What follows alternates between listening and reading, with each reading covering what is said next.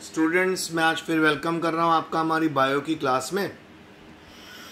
तो बेटा 1 मार्क वाले क्वेश्चन खत्म हो गए, अब आ रहे हैं हमारे पास 2 to 3 मार्क्स वाले क्वेश्चंस। सो आइए शुरू करें। What is DNA recombinant technology? How does isolation of genetic material occur during this technology? Simple, मैं आपको बताता हूँ सिंपल वे में, फिर तो हम वर्ड टू वर्ड भी पढ़ेंगे कि रिकम्बिनेंट डीएनए टेक्नोलॉजी वो बायोटेक्नोलॉजी का वो वाला पार्ट है जिसके अंदर हम फॉरेन जीन्स को या फॉरेन डीएनए को होस्ट के डीएनए में इंसर्ट करते हैं। पहले तो आप ये बात समझ लो। अब स्टेप्स क्या हैं? सबसे पहला स्टेप है आपको जेनेटिक मटेरियल को आइसोलेट करना है जिसको आपने डालना है। सेकंड स्टेप क्या है? आपने उस डीएनए को कट करना है जिसके अंदर आपने वो डीएनए प्लेस करना है। जब आप उस डीएनए को प्लेस कर दोगे, ऑब्वियसली जहां पे आप डीएनए कट करोगे वहां पे जब आप डीएनए का पर्टिकुलर से, जिसको डीएनए प्रोब कहते हैं, जो 10 के बेस पेयर से मिलके बनता है, जब उसको आप इंसर्ट कर दोगे तो ऑब्वियसली आपको दोनों साइड से उसको चिपकाना भी पड़ेगा।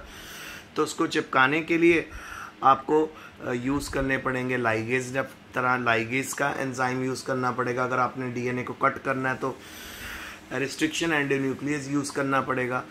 तो स्टेप्स क्या होते हैं? सबसे पहले आपको जेनेटिक मटेरियल आइसोलेट करना है, फिर कट करना है जिसके अंदर आपने रिकम्बिनेशन करनी है होस्ट के डीएनए में, उसको डाल देना है, फॉरेन डीएनए को चिपका देना है उसको लाइगेज एंजाइम से। फिर जब उस एक्सप्रेशन को बार बार रीड किया जाएगा, जिसको हम पीसीआर बोलते हैं, पॉलीमरेज चेन रिएक्शन, एम्प्लीफिकेशन होगी उस जीन के, उसके जो वो करैक्टर प्रोड्यूस कर रहा है, जब वो लार्ज अमाउंट में हम करेंगे तो हमें हमारे रिजल्ट्स मिलने लग जाएंगे। सपोज अगर मैंने इंसुलिन, एक ऐसा होस्ट सेल है, बैक्टीरिया है जिसमें इंसुलिन नहीं बनती, अब इंसुलिन बनाने वाला जीन वाला डीएनए अगर मैं उसके डीएनए में इंसर्ट कर दूं और वो बैक्टीरिया के अंदर जब वो डीएनए रेप्लिकेट करेगा, ठीक है, जब वो एम्पलीफाई होगा तो इंसुलिन बननी शुरू हो जाएगी। इसी तरह तो मैंने आपको बताया बेटा कि जब शुगर पेशेंट्स इतने हो गए हैं कि उनके लिए हमें इस तरह से इंसुलिन बनानी पड़ रही है कि हम बैक्टीरिया की मदद लेते हैं, बायोटेक्नोलॉजी की मदद लेते हैं, और जब बैक्टीरिया इंसुलिन प्रोड्यूस करते हैं उसको हम एक्सट्रैक्ट कर लेते हैं। पढ़े रिकम्बिनेंट डीएनए टेक्नोलॉजी में क्या क्या होता है? एक तो सबसे पहले रिकम्बिनेंट डीएनए की फॉर्मेशन होती है, मैंने आपको समझा दिया कैसे बनेगा, और इंट्रोडक्शन होती है रिकम्बिनेंट डीएनए की इनटू अ एप्रोप्रिएट होस्ट। सबसे पहले हमने रिकम्बिनेंट डीएनए बनाना है अपने अकॉर्डिंगली, जो भी आपको चीज़ें चाहिए, जो भी आपको करैक्टर चाहिए, उसके अकॉर्डिंग डीएनए बनाना है। उसके बाद आपने उसको होस्ट के अंदर डाल देना है। फिर उसके बाद जो रिकम्बिनेंट डीएनए वो डीएनए होता है जो बनता है combining DNS from different organism, अलग अलग ऑर्गेनिज्म से जब हम डीएनए मिक्स करके जो डीएनए बनाते हैं उसको डीएनए रिकम्बिनेंट डीएनए बोलते हैं। अच्छा, अब रिकम्बिनेंट डीएनए की जो फॉर्मेशन है, जो उसको बनाना है, वो बेटा बहुत केयरफुल हैंडलिंग चाहिए और जेनेटिक मटेरियल की केयरफुल हैंडलिंग चाहिए। इसी करके इसको इंजीनियरिंग नाम दिया गया, क्योंकि ये बहुत स्किलफुल प्रोसेस होता है, ठीक है। तो इस करके इसका नाम जेनेटिक इंजीनियरिंग भी रखा गया, क्योंकि इसमें केयरफुल हैंडलिंग है जेनेटिक मटेरियल की। फिर उसके बाद जो दूसरा नाम है रिकम्बिनेंट डीएनए टेक्नोलॉजी, उसको जेनेटिक इंजीनियरिंग इसीलिए बोलते हैं। इसमें फॉलोइंग स्टेप्स होते हैं। कौन कौन से स्टेप है? देखिए, नंबर 1 है बेटा isolation of genetic material. Genetic material को आइसोलेट कर लेना। Cutting of DNA at specific location, ये मैंने आपको बता दिया कि होस्ट के डीएनए को काटोगे तभी तो उसके अंदर आप दूसरा डीएनए इंसर्ट करोगे। मैंने आपको एक डायग्राम भेजा हुआ डीएनए रिकम्बिनेंट टेक्नोलॉजी का, तो आज आप बच्चों ने वो डायग्राम भी ध्यान से देखना है। फिर उसके बाद amplification of gene of interest using PCR. PCR technology को यूज़ करते हुए आपने उसको फिर एम्पलीफाई करते रहना जीन को, उस एक्सप्रेशन को बार बार रीड करवाना है और आपको प्रोडक्ट मिलना शुरू हो जाएगा। अब यहाँ पे आपको बताया गया, एक प्रॉपर प्रोसेस बताया गया कि किस तरह से हम जेनेटिक मटेरियल को आइसोलेट करते हैं। ये भी पूछा गया था ना, तो आइए जरा इसके बारे में पढ़ें। तो देखो जी, न्यूक्लिक एसिड होता है, चाहे वो डीएनए हो चाहे वो आरएनए होता है, वो जेनेटिक मटेरियल होता है सभी ऑर्गेनिज्म में। अब जैसे एड्स कॉज करने वाला जो वायरस है उसमें डीएनए जेनेटिक मटेरियल नहीं होता, उसमें आरएनए होता है, रेट्रोवायरस। और वो रेट्रोवायरस जो सेंट्रल डॉगमा होती है ना उसको रिवर्स कर देता है। सेंट्रल डॉगमा होती है DNA to RNA to protein, पर ये जो वायरस है उसको रिवर्स कर देता है। ये उसको कर देता है डीएनए टू आरएनए, प्रोटीन तक नहीं जाने देता, आरएनए से फिर डीएनए बनना शुरू हो जाता है। ठीक है, तो न्यूक्लिक एसिड जो होता है बेटा वो डीएनए और आरएनए जो होता है वो जेनेटिक मटेरियल होता है सभी ऑर्गेनिजम्स का। अगर कटिंग करनी है डीएनए की, उसको हमने रिस्ट्रिक्शन एंजाइम से कट करना है। तो रिस्ट्रिक्शन एंजाइम दो तरह के यूज़ करने बेटा, रिस्ट्रिक्शन एंडोन्यूक्लियस 1 और रिस्ट्रिक्शन एंडोन्यूक्लियस 2। हमें किस तरह की कटिंग चाहिए, हमें ब्लंट कट्स चाहिए डीएनए में या हमें स्टिकी कट्स चाहिए डीएनए में, वो हम रिस्ट्रिक्शन एंजाइम से डिसाइड करते हैं। आगे, it needs to be pure and free from macromolecules. ठीक है, अगर आपने डीएनए को काटना है रिस्ट्रिक्शन एंजाइम से तो एक तो उसमें किसी भी तरह की इम्प्योरिटी नहीं होनी चाहिए और वहाँ पे किसी भी तरह का मैक्रोमोलिक्यूल ना हो। ठीक है, तो पहली लाइन में आपको बताया कि न्यूक्लिक एसिड जेनेटिक मटेरियल होता है मैक्सिमम ऑर्गेनिजम्स में, और अगर आपने इन ऑर्गेनिजम्स के डीएनए को कट करना है तो क्या कंडीशन है, बिल्कुल प्योर एनवायरनमेंट चाहिए। फिर आगे, DNA is covered by the membrane, membrane से कवर्ड होता है डीएनए।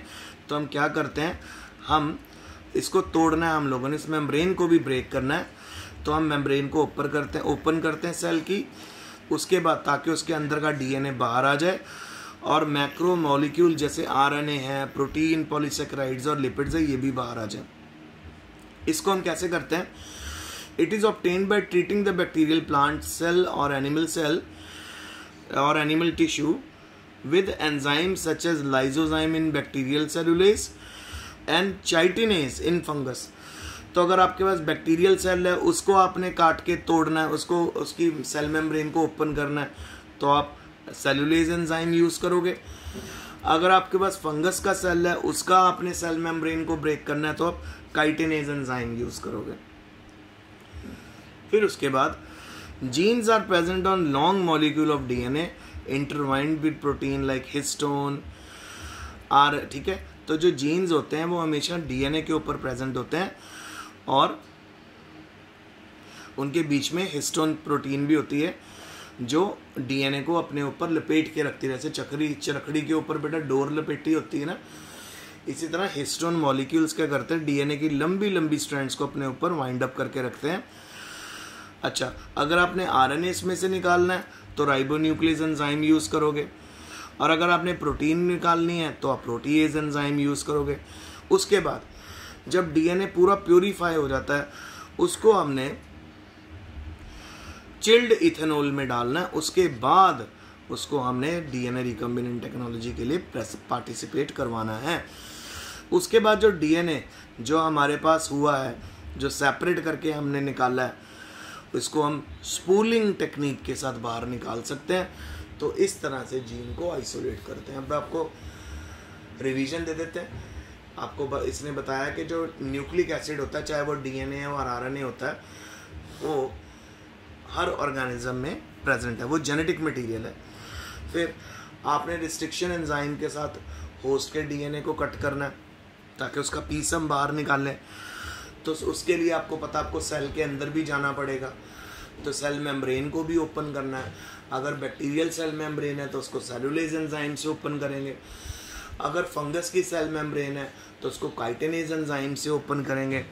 फिर अंदर जाने के बाद हम लोग, अगर हमने आरएनए को रिमूव करना है तो राइबोन्यूक्लियस एंजाइम से रिमूव करेंगे, अगर प्रोटीन को रिमूव करना है तो प्रोटीएज एंजाइम से रिमूव करेंगे, और फाइनली हमारे पास हमारा आइसोलेटेड जो है जेनेटिक मटेरियल मिल चुका है। अब इस आइसोलेटेड जेनेटिक मटेरियल को आगे डीएनए रिकम्बिनेंट टेक्नोलॉजी में यूज किया जाता है।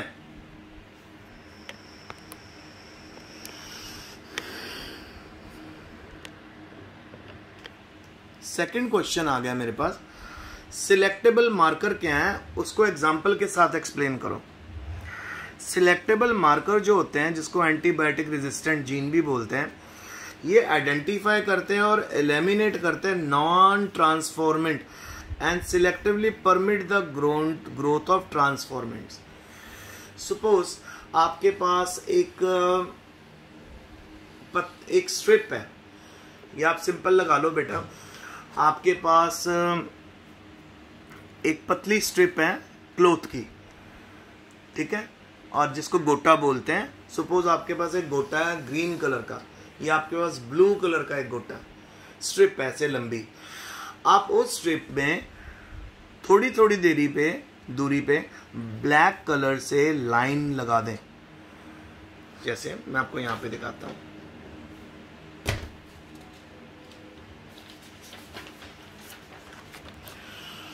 सपोज ये हमारा डीएनए का सीक्वेंस है 5 प्राइम टू 3 प्राइम, फिर 5 प्राइम टू 3 प्राइम, बीच में बॉन्ड्स बने हुए, ठीक है. अब सिलेक्टेबल मार्कर क्या है, वो एक पर्टिकुलर पॉइंट सेट कर देते हैं, जैसे ये रहा और ये वाला पॉइंट. सो अब सिलेक्टेबल मार्कर एक तरह के केमिकल ही है. जब आप उन केमिकल को डालोगे तो वो एक पर्टिकुलर पोजीशन के ऊपर जाकर लग जाएंगे. तो आप बेटा जब हम लोगों ने इस डीएनए में कट लगाना है तो कट वहां से वहां तक ही लगेगा जहां पे सिलेक्टेबल मार्कर की रेंज है. पूरे डीएनए को कुछ नहीं होगा. जहां जहां पे सिलेक्टेबल मार्कर लगे हैं वहीं पे जाकर रिस्ट्रिक्शन एंटी न्यूक्लियस एंजाइम काम करेगा और वहीं पे वो डीएनए को काटेगा. और फिर उसके बाद उस खाली जगह पे हम क्या करेंगे, फॉरेन डीएनए प्लेस कर देंगे जिसको हमने मॉडिफाई किया हुआ अपने नीड के अकॉर्डिंगली. उसको सिलेक्टेबल मार्कर बोलते हैं. अब समझ आया? तो सिलेक्टेबल मार्कर क्या होते हैं, ये वो केमिकल होते हैं जो डीएनए के अंदर जाके साइट बना देते हैं जहाँ पे आपकी डीएनए रिकम्बिनेंट टेक्नोलॉजी होगी या प्रोसेस कैरी आउट किया जाएगा. अच्छा, फिर उसके बाद ट्रांसफॉर्मेशन का एक प्रोसेस है through which a piece of DNA is introduce into host bacterium. अभी मैंने बताया genetically the gene encoding resistance to antibodies such as tetracycline, ampicillin, kanamycin or chloramphenicol etc. are useful in selectable marker for E. coli. तो ये सारे जो आपको यहाँ पे जीन्स हैं जो एंटीबॉडी रेजिस्टेंट हैं उनको हम इस्तेमाल कर सकते हैं सिलेक्टेबल मार्कर की तरह से ई कोलाई में. अब common E coli cells are not resistant to any of these antibiotics. जो कॉमन ई कोलाई है वो इनसे रेजिस्टेंट नहीं होता. तो सिंपल मैं आपको ये बताना चाहता हूँ कि सिलेक्टेबल मार्कर क्या है. ये कुछ केमिकल होते हैं, एंटीबायोटिक रेजिस्टेंट जीन्स होते हैं जो हम यूज़ करते हैं कि हमें कौन सा, जिनकी मदद से हम ये पता लगाते हैं कि कहाँ पे हम लोगों ने स्प्लिटिंग करनी है, कहाँ पे हम लोगों ने नया एडिशन करना है डीएनए का, और कहाँ से हम लोगों ने नया डीएनए को, पुराने डीएनए को निकालना है. मतलब ये पॉइंट सेट हो जाते हैं. इन पॉइंट्स को छोड़ के बाकी पूरे डीएनए में कुछ नहीं होता, उसमें किसी भी तरह का चेंज नहीं आता. तो ये 2 क्वेश्चन मैंने आज आपको करवाए हैं, डीएनए रिकम्बिनेंट टेक्नोलॉजी और किस तरह से जेनेटिक मटेरियल को बाहर निकाला जाता है, और दूसरा मैंने आपको बताया कि सिलेक्टेबल मार्कर क्या होते हैं. सिलेक्टेबल मार्कर्स को यूज़ करते हैं आइडेंटिफाई करने के लिए, एलिमिनेट करने के लिए non transformants and selectively permitting the growth of transformants. Transformants जो नई चीज़ हम डालेंगे, नॉन ट्रांसफॉर्मेंट जो पूरे डीएनए रिकम्बिनेंट टेक्नोलॉजी में पार्टिसिपेट डीएनए नहीं करेगा, क्योंकि बेटा डीएनए बहुत बड़ा होता है. तो ये आज का लेक्चर था. होप आपको समझ आया होगा. इस क्वेश्चन आंसर्स को अपनी कॉपी में लिख देना और अच्छे से याद करना. Stay home, stay safe and best.